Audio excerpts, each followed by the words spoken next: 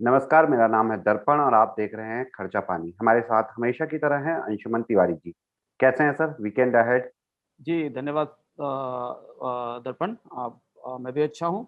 आपका भी स्वागत है। सप्ताह का आखिरी खर्चा पानी लेकर हम आपके साथ हैं। तो अंशुमन जी, आज हमारे लाइनअप में है 3 खबरें। सबसे पहली खबर एमएसपी से जुड़ी, जिसे कई अखबार और न्यूज पोर्टल्स ने अपनी जानी मानी भाषा में मोदी सरकार का किसानों को तोहफा बताया है। दूसरी खबर चीन के बढ़ते इन्फ्लेशन की और तीसरी खबर डॉलर के गिरते मूल्य की। तो अंशुमन जी, वैसे तो हमारे दर्शक जानते ही होंगे कि एमएसपी यानी मिनिमम सपोर्ट प्राइस या न्यूनतम समर्थन मूल्य। लेकिन फिर भी बता देते हैं कि किसी फसल का एमएसपी मतलब अगर किसानों की फसल कोई नहीं खरीद रहा हो तो भी सरकार इस मूल्य यानी एमएसपी पर उसकी फसल खरीद लेगी। यानी एक तरह से किसान की फसलों का इंश्योरेंस की बाकी जगह बेच के देख लीजिए अपनी फसल, अगर अच्छे दाम मिलता है तो सही, वरना एमएसपी के बराबर पैसा तो आपको आपका कहीं नहीं गया। अब इसी एमएसपी को लेकर खबर आई है कि मोदी सरकार ने इस साल की खरीफ की फसलों के लिए एमएसपी की घोषणा की है और 14 ऐसी फसलें हैं जिनका एमएसपी बढ़ाया गया है। तो अंशुमन जी, मेरे 2 सवाल हैं, मैं एक साथ ही पूछ लेता हूँ कि परिभाषा से तो ये लगता है कि किसान को अपनी फसल का एमएसपी से कम रेट तो मिल ही नहीं सकता। क्या ये वास्तविकता भी है? और दूसरा महत्वपूर्ण सवाल कि जिसे न्यूज में किसानों को मोदी सरकार का तोहफा कहा जा रहा है, क्या वो वाकई में तोहफा है या इसमें कुछ फाइन लाइंस भी हैं? अंशुमन जी। हाँ, दर्पण, दूसरे सवाल पर हम बाद में आएँगे क्योंकि हमने अभी पिछले दिनों बाज़ार में लगातार कई जगह से ऐसी खबरें देखी जब कई सारी फसलों को बाज़ार में समर्थन मूल्य से कम कीमत पर किसान को बेचना पड़ा और एक सामान्य प्रक्रिया है भारत में कि समर्थन मूल्य जिन फसलों का जो सरकारी खरीद में कम खरीदी जाती हैं, उनके बारे में उनकी सही कीमत बाज़ार में मिलना मुश्किल होती है, हालाँकि उनका समर्थन मूल्य होता है। पहले मैं इस एमएसपी की जो घोषणा की गई उसको देख लें। कई मायनों में इस घोषणा को का काफ़ी इंतज़ार किया जा रहा था क्योंकि हमने पिछले साल एक किसान आंदोलन देखा, जिसमें इस बात की आशंकाएँ ज़ाहिर की गई थी कि सरकार एमएसपी खत्म कर देगी, बंद कर देगी। वैसा कुछ नहीं हुआ, सरकार ने कहा भी नहीं और एमएसपी की प्रक्रिया जारी है, बंद नहीं की गई। एक जो कैलेंडर होता है प्राइसेज़ को के एमएसपी तय करने का बुवाई से पहले, वो एमएसपी हमारे सामने है, समर्थन मूल्य हमारे सामने, न्यूनतम समर्थन मूल्य हमारे सामने आ गए हैं। खरीफ की बुवाई शुरू होने वाली है, मानसून की आमद हो चुकी है। बड़ा हिस्सा जहाँ पर खरीफ की पैदावार होती है, वहाँ पर बुवाई बारिश के बाद शुरू होगी। तो समर्थन मूल्य की घोषणा प्रतिवर्ष वर्षों से इसी समय पर की जाती है ताकि किसानों को बुवाई से पहले ये पता चले कि उन्हें बाज़ार में उसकी कीमत क्या मिलेगी। आमतौर पर समर्थन मूल्य बाज़ार में सरकार की खरीद के अलावा एक बेंचमार्क का काम भी करते हैं, क्योंकि सरकार सबसे बड़ी ग्राहक है और बाज़ार में प्राइस तय करती है। ये अलग डिबेट है कि सरकार फसलों के बाज़ार में दखल क्यों करती है, लेकिन समर्थन मूल्यों की तरफ बाज़ार भी देखता है, केवल किसान ही नहीं देखता है, जो खुला बाज़ार है। क्योंकि एक छोटा-सा हिस्सा फसलों का सरकारी खरीद में जाता है, बाकी तो खुले बाज़ार में बिकती हैं। तो खुले बाज़ार के लिए भी समर्थन मूल्य एक किस्म से एक बेंचमार्क होता है कि उसके बाद उससे ऊपर या उससे नीचे बाज़ार में जो माँग और आपूर्ति की पद्धति है, यानी जितनी सप्लाई है और जितनी सरकारी खरीद है, उसके बाद जो बचा हुआ हिस्सा है, वो क्या उतना है कि उसे बाज़ार में समर्थन मूल्य की पर खरीदा जा सके, उससे महँगा भी खरीदा जा सके या उससे कम खरीदा जा सके, इसे बाज़ार तय करता है माँग आपूर्ति के आधार पर, अलग-अलग बाज़ारों की दृष्टि से भी और राष्ट्रीय स्तर पर भी। ये मोटी-मोटी व्यवस्था है, इसलिए हम एमएसपी की प्रक्रिया पर, प्रणाली पर ध्यान रखते हैं। जो कल एमएसपी आया उसमें 2 बहुत महत्वपूर्ण बातें हैं। वैसे सामान्य रूप से वो फसलें हैं जिनकी कीमतों में समर्थन मूल्य बढ़ाया जाता है। ऑलमोस्ट 5% 4.5 से 5% की बढ़ोतरी है अगर आप प्रतिशत में देखें। जी। हाँ, और अगर आप एब्सोल्यूट नंबर में देखें तो ये बढ़ोतरी धान में ₹72 से लेके और करीब-करीब तिल में ₹452 प्रति क्विंटल तक की रेंज में है। लेकिन धान सबसे बड़ी फसल है और धान में सरकार ने समर्थन मूल्य में कोई बहुत बड़ी विराट बढ़ोतरी नहीं की है। ₹72 की बढ़ोतरी है। अगर आप लागत में बढ़ोतरी देखें, आप डीजल की कीमतों में बढ़ोतरी देखें, आप बाकी लागत में बढ़ोतरी देखें, तो उस हिसाब से ये उसको न्यूट्रलाइज़ करने के लिए की गई है। जबकि हमने ज़्यादा बड़ी बढ़ोतरी देखी है 2 और फसलों में। एक तो हमने अरहर में, दाल में, दलहन में करीब ₹300 की बढ़ोतरी देखी है। दूसरी जो बड़ी बढ़ोतरी है खरीफ की फसल में वो उड़द में है, जो जी। कि महत्वपूर्ण दलहन है। तो इन 2 दालों अरहर और उड़द में 3-3 सौ रुपए के समर्थन मूल्य की बढ़ोतरी हमें दिखाई देती है। इसके अलावा जो तीसरा बड़ा हिस्सा है, जहाँ पर ₹275 से लेके और ₹452 तक की प्रति क्विंटल की बढ़ोतरी दिखती है, दरअसल वो तिलहन में है। तिलहन की फसलों में है, जिसमें सनफ्लावर सीड है, जिसमें सेसमी सीड है, जिसमें नाइजर सीड है। इन सब में 200 रुपए से ऊपर की बढ़ोतरी की गई है। अब ये पूरा का पूरा ढांचा अगर हम करीब से देखें तो हमें इसमें दो महत्वपूर्ण चीजें दिखाई देती हैं। एक ये कि सरकार एक और पहलू है इसमें, मोटे अनाजों के समर्थन मूल्यों में। खरीफ की फसलों में दर्पण एक हिस्सा मोटे अनाजों का भी होता है, जिसका उत्पादन भारत के कुछ हिस्सों में होता है जो मुख्य फसलों से अलग होते हैं। खरीफ की मुख्य फसल धान है, तिलहन दलहन है, और इसके अलावा मोटे अनाज हैं जैसे बाजरा है, रागी है, ज्वार है। इनके समर्थन मूल्य धान से ज्यादा बढ़ाए गए हैं। ये एक महत्वपूर्ण बात समझने वाली है। धान के समर्थन मूल्य में करीब 72 रुपए प्रति क्विंटल की बढ़ोतरी है, पर अगर आप ज्वार, बाजरा, रागी के समर्थन मूल्य की बढ़ोतरी देखें तो वो 118 रुपए और 100 रुपए के पास है। रागी में 82 रुपए की भी उससे ज्यादा है। अनाजों के मामले में मक्के के समर्थन मूल्य में काफी कम बढ़ोतरी हुई है इस बार।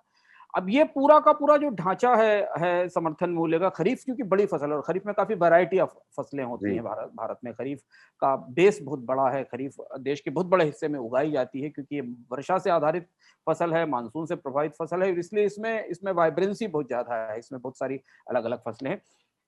एक चीज तो बड़ी स्पष्ट है कि चाहे हम कुछ भी कहें या कोई भी आंदोलन किया जाए या बाकी चीजें हों, सरकार ने पिछले 5-6 साल से जो नीति बना रखी है कि किसानों को धीमे धीमे मुख्य अनाज की फसलों से दूसरी तरफ ले जाने की कोशिश करनी है, यानी वो गेहूं और चावल उगाने के बजाय अन्य फसलों की तरफ मुखातिब हों। इसका जो नीतिगत निहितार्थ है वो इस समर्थन मूल्य की ढांचे में दिखता है। धान के अलावा बाकी सारी चीजों के समर्थन मूल्य धान से ज्यादा रखे गए हैं, पैडी से ज्यादा रखे गए हैं। यहाँ तक कि मोटे अनाजों के कोर्स सीरियल्स के समर्थन मूल्य ज्यादा रखे गए हैं, जिनको हम न्यूट्री सीरियल्स भी आजकल के दौर में कहते हैं, जिनसे न्यूट्रिशन ज्यादा आता है। इसके अलावा हम ऑयल सीड और पल्सेस को भी देखें तो इनके समर्थन मूल्य में बढ़ोतरी हुई है। तो एक सुविचारित ढंग से सरकार ये सोचने की कोशिश कर रही है कि लोग धान की खरीफ के मामले में धान की पैदावार या फसल कम करें और बाकी चीजों को ज्यादा उगाने की कोशिश करें, दलहन और तिलहन को। तिलहन की समस्या हम इस साल ही देख रहे हैं। तेल की कीमतों की कितनी बुरी हालत है और सरकार उसे संभालने में नाकाम है। दाल को लेकर समस्या थोड़ी सी अभी दिखाई दी थी, पर दाल में भारत की आत्मनिर्भरता कुछ हद तक आ गई है, लेकिन हमें बड़े पैमाने पर दाल का उत्पादन बढ़ाया जाना है ताकि भारत से दाल का निर्यात भी हो सके। ये नीति एक चीज बताती है कि सरकार धीमे धीमे जो सरकारी खरीद के तहत आने वाली फसलें हैं, गेहूं और धान या चावल, पैडी, इनकी के उत्पादन को सीमित करना चाहती है, तकनीकी तौर पर हतोत्साहित करना कहेंगे उसे, डिस्करेज करना चाहती है, ताकि किसान उसे कम से कम उगाएं। एक तो ये कि तर्क ये है कि किसानों को दूसरी फसलों की तरफ जाने पर बेटर रिटर्न मिलेगा, उनकी बाजार में मांग बढ़ेगी। पर दूसरा पहलू ये है कि सरकार के अनाज भंडार इतनी बुरी तरह भरे हुए हैं। इस साल जो सरकारी खरीद रबी की हुई है उसके बाद बफर स्टॉक्स अपनी सारी सीमाएं तोड़ के काफी ऊपर निकल चुके हैं। उतने अनाज की डिमांड पीडीएस में नहीं है। फ्री अनाज बांटने के बाद भी अनाज का ऑफटेक नहीं हो रहा है इंडिया में क्योंकि अनाज की कोई किल्लत नहीं है। सरकार ने फ्री अनाज की स्कीम अभी फिर से बढ़ा दी, दिवाली तक जो कोविड के कारण शुरू की गई थी। तो सरकार के पास जो बफर स्टॉक की कैरिंग कॉस्ट है, उसे रखने की लागत है, उसके लिए एफसीआई को बैंकों से लोन लेना पड़ता है, जिसे हम फूड क्रेडिट कहते हैं, जिसके जरिए वो किसानों से खरीदारी करती है। ये सारी की सारी फूड इकोनॉमी इतनी ज्यादा उलझकर मुश्किल में फंस चुकी है कि सरकार समझ नहीं पाती है कि वो खरीदे या ना खरीदे, प्रोत्साहित करे या ना करे। खरीदे तो उसका क्या करे बेचे कि उसको रखे, क्योंकि बाजार में तो इतना बड़ा रिकॉर्ड उत्पादन है, उसका एक छोटा सा हिस्सा सरकारी खरीद में जाता है, बाकी तो बाजार में ही जाता है। तो ये समर्थन मूल्य की नीति स्पष्ट रूप से यह दिखाती है कि किसानों के लिए संकेत है कि धान कम उगाइए, बाकी फसलों की तरफ जाइए, वहां ज्यादा बेहतर रिटर्न मिलेगा। दूसरा पहलू, जो दूसरा सवाल आपने पूछा, उस पर लेके फिर हम अगली खबर पर चलते हैं कि क्या बाजार इस हिसाब से काम करता है कि नहीं करता है। मैंने शुरुआत में कहा कि समर्थन मूल्य बेंचमार्क होते हैं बाजार के लिए भी, क्योंकि बाजार में 80% 85% तो फसल बाजार में, खुले बाजार में ही बिकती सरकार की खरीद के बाद भी। अब यदि बाजार में डिमांड और सप्लाई का मिसमैच है, सप्लाई ज्यादा है, और आमतौर पर अनाजों के मामले में हम लगातार ये देखते आए हैं। अगर आप भारत में खरीफ की फसलों में या रबी की फसलों को 2 हिस्सों में बांट दें, अनाजों को अलग कर दें और दलहन तिलहन को अलग कर दें, तो आपको कीमतों के ट्रेंड बिल्कुल उल्टे दिखाई देंगे। हमने इस साल देखा कि कई जगह मक्के की किसानों को वो कीमत नहीं मिली जो समर्थन मूल्य पर थी। हमने कई जगह देखा कि सरकारी खरीद खत्म होने के बाद बाजार में गेहूं उस कीमत पर नहीं बिकता जिस कीमत पर समर्थन मूल्य में सरकार खरीदती है, क्योंकि सरकार की खरीदने की सीमित क्षमता है। जबकि इसके दूसरी तरफ हमें जो दलहन और तिलहन की तिलहन। फसलें हैं वहां कीमतों में बढ़ोतरी दिखती है। फिर भी अगर आप कंज्यूमर के हिसाब से देखें, उपभोक्ता के हिसाब से देखें, हमारे आप जैसे लोग जो महानगरों में तेल या तेल से बने हुए उत्पाद या एडिबल ऑयल खरीद रहे हैं, उस हिसाब से देखें तो किसानों को उसका कोई लाभ नहीं होता, क्योंकि उन्हें जिस कीमत पर हम तेल खरीद रहे हैं उस हिसाब से उनके रिटर्न बहुत कम है। ये परिस्थिति कृषि के बाजार में बनी हुई है। उसकी वजह यह है कि भारत में फूड की प्रोसेसिंग बहुत कम है, एग्रीकल्चर प्रोसेस्ड फूड बहुत कम है। प्रोसेस्ड फूड इसलिए कम है क्योंकि प्रोसेस्ड फूड खरीदने के लिए लोगों की परचेजिंग पावर होनी चाहिए, कैपेसिटी होनी चाहिए। भारत में अधिकांश लोगों के पास प्रोसेस्ड फूड खाने के लिए और उसके ऊपर लगा हुआ टैक्स चुकाने का पैसा नहीं है। तो हम रॉ फूड के कंट्री हैं। हमारे यहाँ टोटल प्रोड्यूस्ड फूड का बहुत छोटा सा हिस्सा प्रोसेस होता है, और वो प्रोसेस होते इतना महंगा हो जाता है कि वो बहुत सारे लोगों की पहुंच से बाहर हो जाता है। तो कुल खरीफ की फसलों का संकेत ये है कि सरकार उस नीति पर कायम है कि धान को प्रोत्साहित किया जाए, बाकी फसलों को बढ़ाया जाए। अब हम खरीफ की बुआई किस खेती के से अब हम अगले बड़े आंकड़े की प्रतीक्षा करेंगे, वो खरीफ की सोइंग का आंकड़ा होगा, खरीफ की बुआई का आंकड़ा होगा। वहां से हमें पता चलेगा कि समर्थन मूल्य की इस नीति का असर सोइंग पर किस तरह पड़ा है। तो अब हम बड़े आंकड़े की ओर को, मतलब जो खरीफ का जो बुआई का सोइंग वगैरह का है, उस आंकड़े का वेट करेंगे, और जब भी ये सब आंकड़े आएंगे हम खर्चा पानी में उसको डिस्कस जरूर करेंगे। अंशुमन जी, पड़ोस के एक बड़े देश की इन्फ्लेशन बढ़ रही है, खबर पूरी क्या है और इसका असर भारत पे क्या है? ये बड़ी दिलचस्प खबर है और इसको हमने इसलिए शामिल किया खर्चा पानी में क्योंकि कैसे चीन की महंगाई पूरी दुनिया को डराने लगी है और उसमें भारत भी शामिल है। चीन से जो हमारे पास आंकड़े आए, चीन में हमारी उत्सुकता और दिलचस्पी हमेशा रहती है क्योंकि प्रतिस्पर्धी के तौर पर भी चीन अपने आप में एक रहस्यमय देश भी है, कई मामलों में दुनिया की बड़ी ताकत है। चीन से कोविड खत्म होने के बाद वहां इकोनॉमी में रिवाइवल के साथ जो आंकड़े आए, उन आंकड़ों ने बीजिंग से लेकर न्यूयॉर्क तक और लंदन से लेकर रियो डी जेनेरो तक और ऑस्ट्रेलिया तक लोगों को हिला दिया। वहां से दो बड़े आंकड़े आए। पहला आंकड़ा यह आया कि चीन में प्रोड्यूसर्स प्राइस यानी उत्पादन का मूल्य या उत्पादक का मूल्य 9% बढ़ा, मई में 9% बढ़ा। दूसरी चीज, दूसरा इंपॉर्टेंट डेटा ये आया कि ओवरऑल चीन की जो इन्फ्लेशन थी वो 1-1.25% से ऊपर निकल गई। चीन की इन्फ्लेशन 1-2% से ऊपर निकलना बड़ी बात होती। अब दुनिया इसे लेकर क्यों परेशान है? प्रोड्यूसर्स प्राइस 9% या उत्पादन का मूल्य 9% बढ़ने का क्या मतलब है?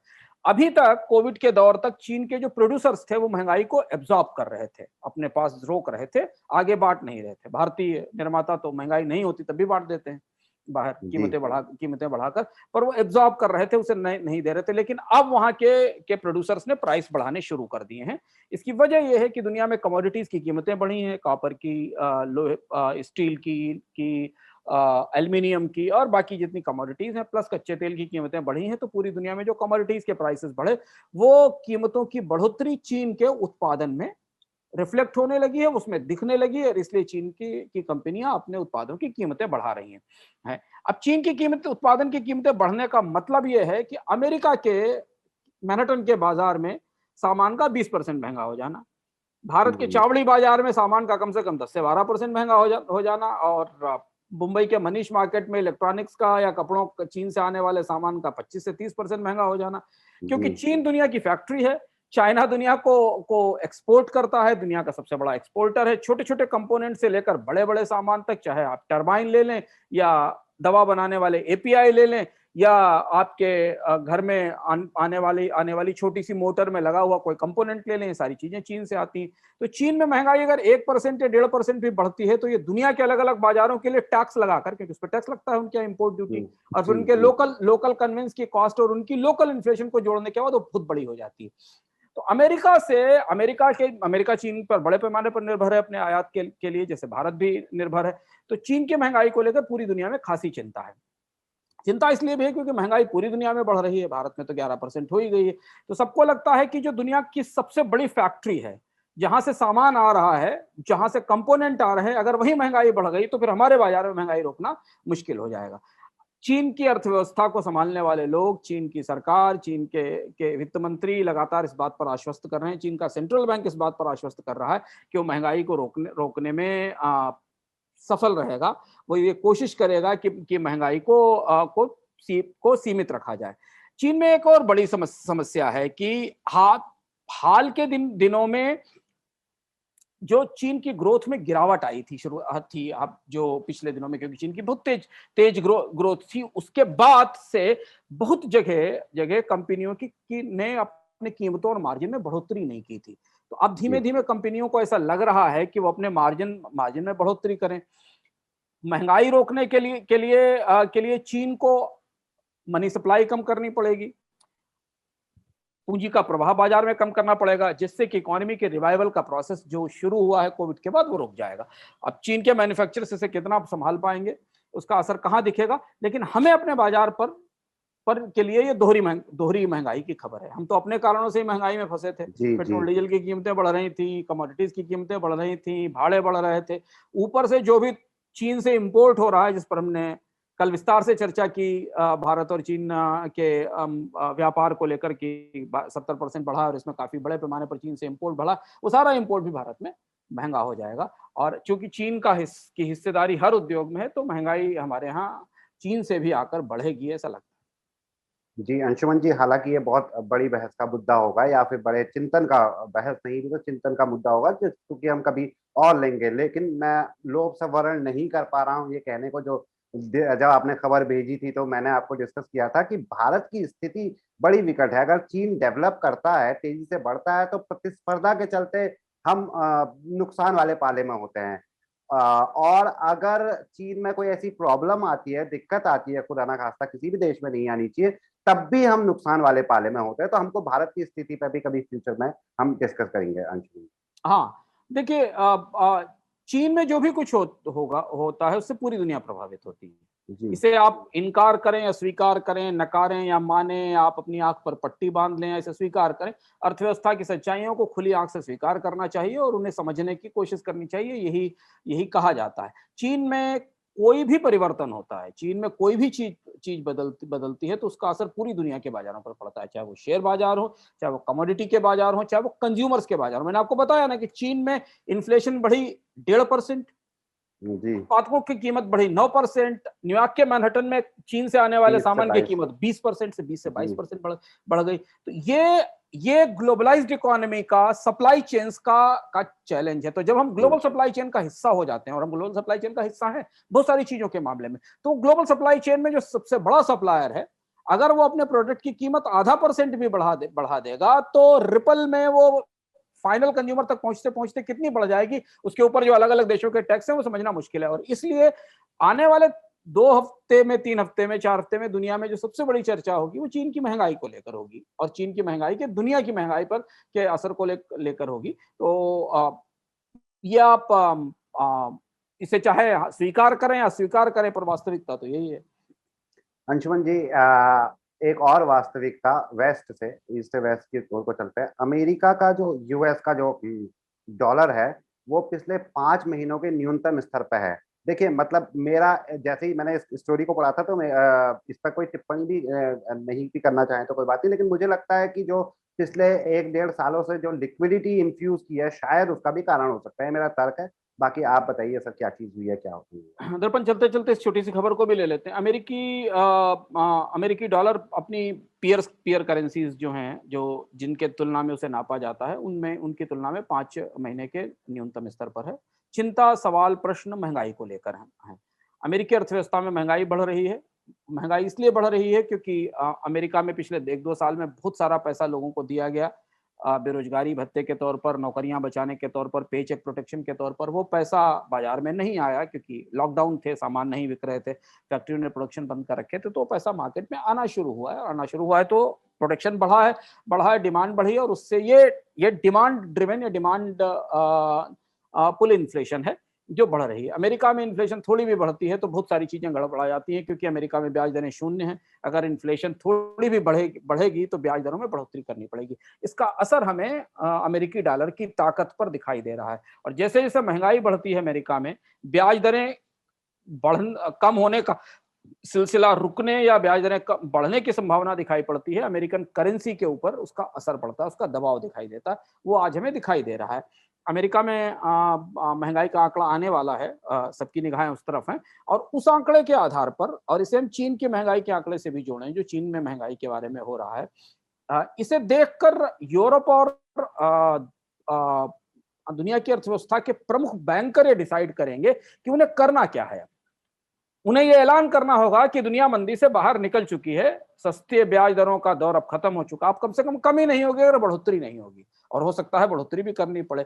तो अब दुनिया उस दोराहे और दुविधा पे खड़ी हुई है जहां उसे लगता है कि सस्ती ब्याज दरें, मार्केट में बहुत सारा पैसा डालने का समय पूरा हो चुका, अब इसके आगे नहीं जाना है, इससे हमें आगे बढ़ोतरी करनी है क्योंकि महंगाई रोकना जरूरी है।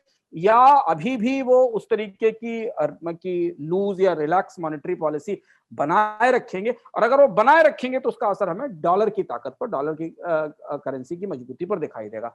फिलहाल अभी यहां तक हम पहुंच पाए हैं। दो तीन बड़े आंकड़े अगले एक हफ्ते में हमारे सामने आएंगे। अमेरिका में जॉब्स के आंकड़े अच्छे आए हैं, इसका मतलब है कि वहां बेकारी गिर रही है, काम वापस लौट रहे हैं। महंगाई का आंकड़ा अमेरिका में जब आएगा तो उसके बाद वहां के फेडरल रिजर्व का क्या रुख होगा, इस पर हमारी सबकी निगाह रहेगी। अंशुमन जी, अगले हफ्ते से उम्मीद है कि सिद्धांत जी इस शो को आपके साथ कंटिन्यू करें, तो इस हिसाब से ये एपिसोड इस हफ्ते का और मेरा इस पारी का अंतिम एपिसोड होगा। आपका बहुत बहुत शुक्रिया अंशुमन जी, और दर्शकों का। बहुत बहुत धन्यवाद दर्पण। आपका भी, दर्शक आपको भी बहुत पसंद करते हैं, हम उनकी टिप्पणियां देखते हैं। उम्मीद है कि फिर हमारी मुलाकात जी, कुछ हफ्तों बाद ऐसे ही किसी एक साप्ताहिक चक्र में होगी। मेरे लिए ये सुअवसर है। जी, शुक्रिया। बहुत शुक्रिया।